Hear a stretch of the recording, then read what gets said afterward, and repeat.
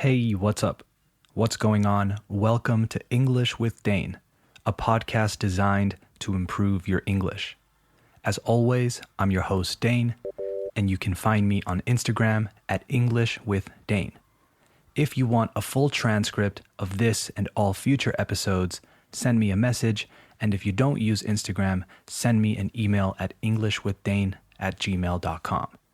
I had a few issues with the latest transcript, so you will receive that one with the one from this episode.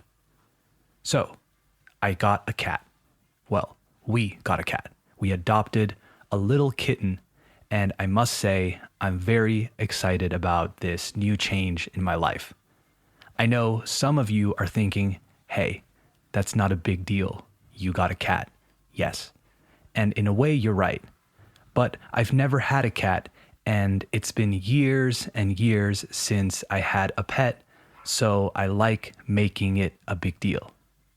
And part of making this a big deal is doing an episode about it. I thought I'd tell you guys the story about how we came to have this little kitten and also learn some new vocabulary and expressions along the way. So let's start the show. You are listening to episode 85 of English with Dane. Hit it.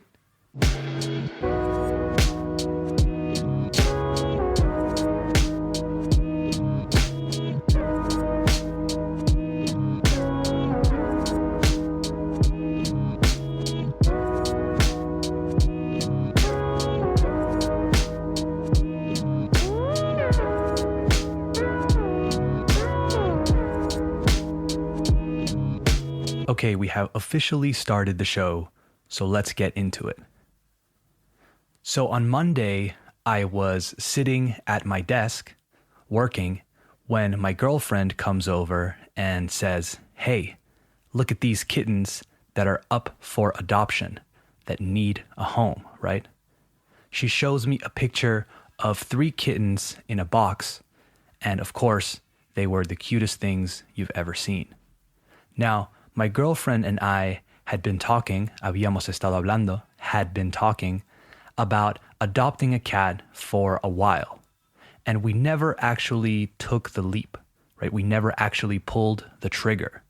So this time I said, let's do it. She looked at me as if to say, are you serious? And I looked back at her like, yeah, I'm serious. My reasoning was like this, as follows. If we just keep talking about it, we'll never do it.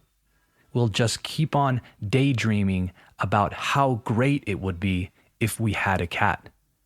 The only way to do it, at least for us, is to take advantage of the opportunity and just dive in.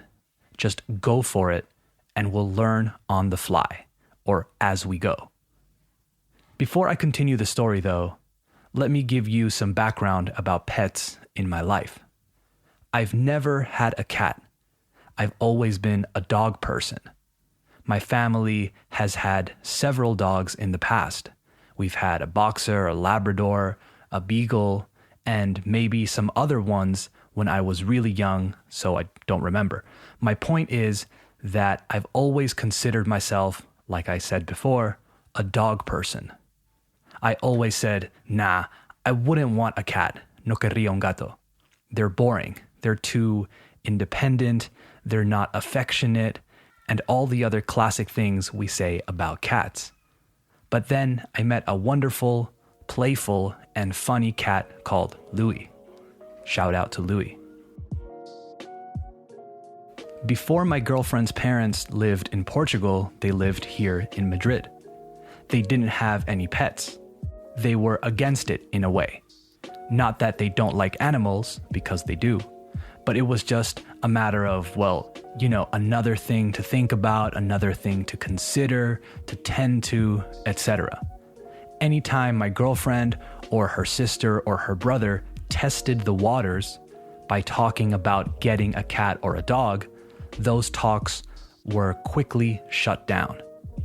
But then one day, my girlfriend's sister, Daniela, found like an 8-month cat at the train station. It was under her car. She managed to get him in the car or I think it even jumped in and brought it home. She didn't say anything, she just brought it home, I think. She checked if it had a chip in it in case it had wandered away from home and was just lost, but there was no chip. I think at first it was just staying at their house temporarily, or I don't know, I don't remember. But my point is, before they knew it, it was just their cat now.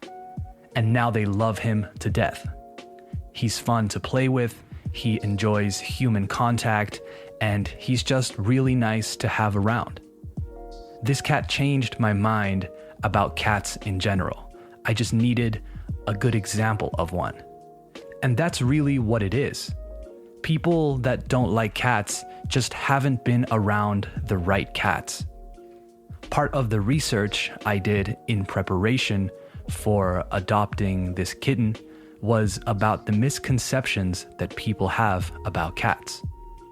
It was really interesting because I realized I was guilty of a lot of these myself. Let me share a few of these misconceptions with you. The first one is one that we already touched on, that we already talked about, that cats are not affectionate. This is one of the biggest ones out there. When people say they prefer dogs, this one always seems to come up. Siempre parece surgir. It always seems to come up. I usually hear, well, it's because I want a pet that I can cuddle and touch and that loves my affection. As if cats were these lonely robots that want nothing to do with you. This couldn't be further from the truth, apparently. Cats love being touched. Well, a lot of cats do, at least, but not all the time. You just have to earn their trust and understand what they like. The language of affection is very different in dogs and in cats. Just because cats are more complicated to figure out doesn't mean they don't like affection as much.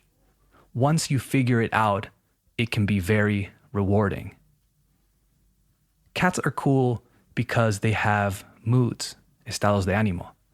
You might think, oof, que pereza, to have this moody thing at home that isn't always reflecting my mood back to me all the time and wanting to love me. But again, I think that's cool. Cats will hang out alone for a while just because they don't want to spend time with you right now.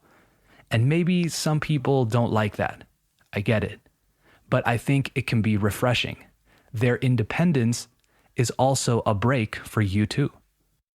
Another misconception is that cats are dirty because they don't go outside to go to the bathroom.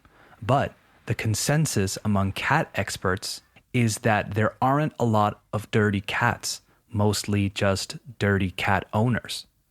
Sure, cats need a little box in a corner somewhere, far away from their food, apparently, to go to the bathroom. But all you have to do is walk by once a day and scoop it up and get rid of it, deshacerte de ella. It's not a lot of effort, but some owners let things accumulate, and then your house will smell and it's not nice. Also, cats will stop using the litter box if it's dirty. That's how clean they are. Cats are really good at keeping themselves clean, so in general, you don't have to worry about that, but they do require a toothbrush, apparently. You have to brush your cat's teeth once in a while, de vez en cuando. If not, their breath will stink. One more. The last misconception I wanted to talk about is that cats are low maintenance, que requieren poco mantenimiento, low maintenance. This is also not true. Not only do you have to clean up after the cat as you would a dog, como harías un perro, as you would a dog, but you also have to play with your cat. You have to give it physical playtime. Apparently, depending on the age, they need a lot of playtime per day to stimulate their brains and to stay in shape, mantenerse en forma. In this regard, they are very much like dogs, but their play is different. Again, here's another rewarding challenge, finding out or deciphering how your cat likes to play and then playing with it like that.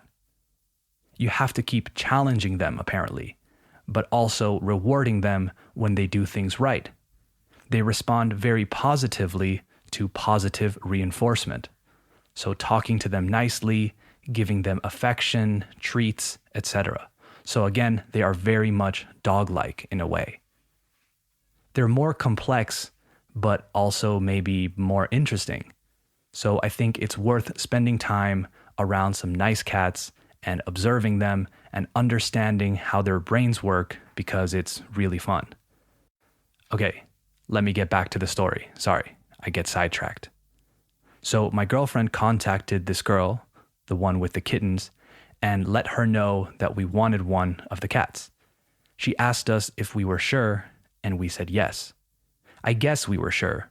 It's hard to know if you're 100% sure about something. I think it's normal to have doubts, but we knew we would give this cat a loving home and all that, so we decided to jump in. We didn't tell our parents until we had officially said yes to the girl because we thought maybe they would talk us out of it. They would try to convince us not to do it. I don't know if they would have done that, si lo hubieran hecho, but we didn't want to hear it just in case they convinced us not to get one, if that makes sense. We said yes on Tuesday or Wednesday, and on Friday we had to pick it up at lunchtime. Thursday was a really busy day, and we only had time to pick up some food for kittens. Then on Friday morning, I went to a pet store to buy all the cat essentials.